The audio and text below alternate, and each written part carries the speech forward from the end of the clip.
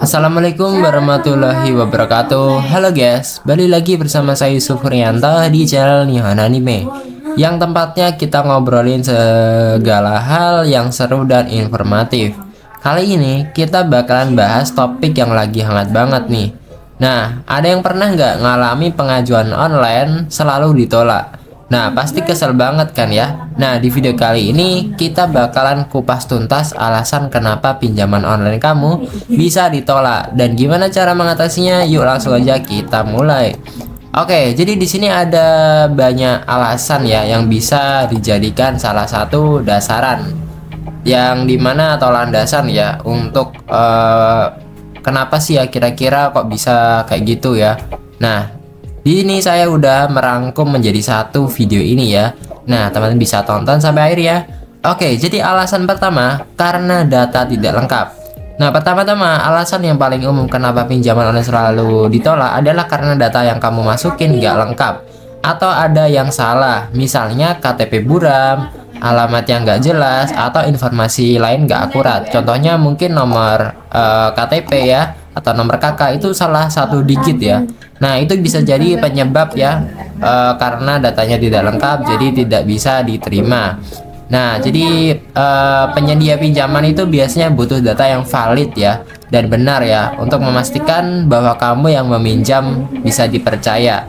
Jadi pastikan semua data kamu lengkap dan jelas saat mengisi di aplikasi ya. Oke, alasan kedua karena riwayat kredit buruk ya.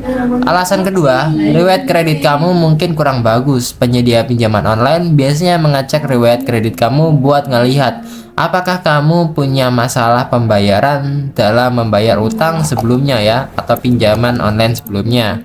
Nah, kalau kamu punya catatan yang buruk, misalnya sering telat bayar atau banyak utang yang belum lunas mungkin di tempat lain ya, besar kemungkinan pengajuan pinjaman kamu bakalan ditolak ya. Nah, jadi penting banget buat jaga riwayat kredit kita tetap bersih ya. Nah, alasan ketiga, penghasilan tidak memadai. Nah, selanjutnya penghasilan kamu mungkin dianggap gak memadai ya buat bayar cicilan pinjaman ya. Nah, penyedia pinjaman biasanya punya standar minimal penghasilan buat memastikan kamu mampu bayar pinjaman tepat waktu. Kalau penghasilan kamu di bawah standar itu, kemungkinan besar pinjaman kamu bakal ditolak.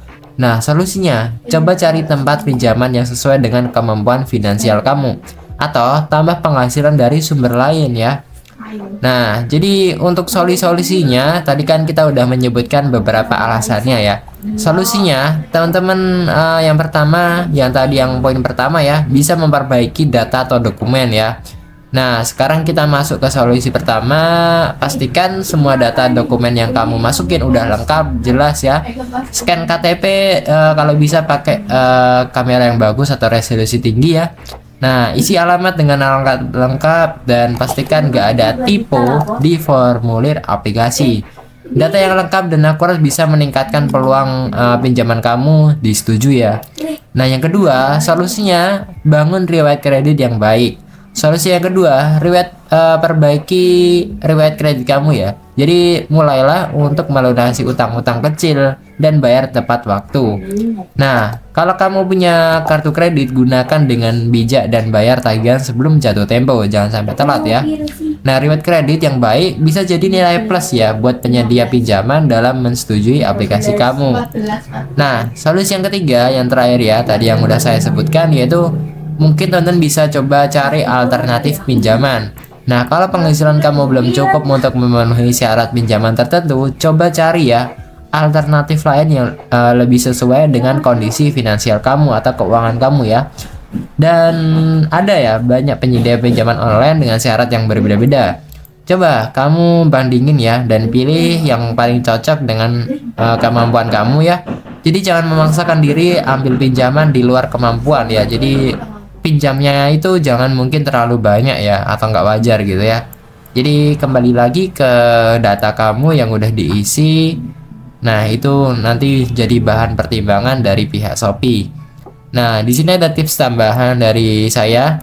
Jadi tipsnya itu sekarang ini kan banyak aplikasi pinjaman online yang punya fitur kayak simulasi pinjaman, kayak coba gitu ya.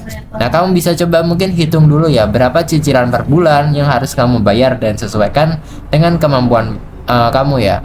Nah, jadi dengan gitu kamu bisa lebih realistis dalam mengajukan pinjaman dan penghindaran penolakan. Nah, jadi itu guys, alasan kenapa pinjaman online kamu bisa ditolak dan gimana cara untuk mengatasinya. Semoga informasi ini bermanfaat buat kamu yang lagi butuh pinjaman online. Tapi ingat ya, penting ya untuk jaga data lengkap ya, riwayat kredit tetap bersih, dan pilih juga pinjaman yang sesuai kemampuan ya. Kalau ada pertanyaan atau pengalaman bisa share aja ya di kolom komentar. Oke, jangan lupa klik tombol like, subscribe, dan nyalakan lonceng notifikasinya biar gak ketinggalan info menarik lainnya. Sampai jumpa di video selanjutnya guys. Keep smart and stay. Saya Yusuf Rianto, terima kasih, bye-bye.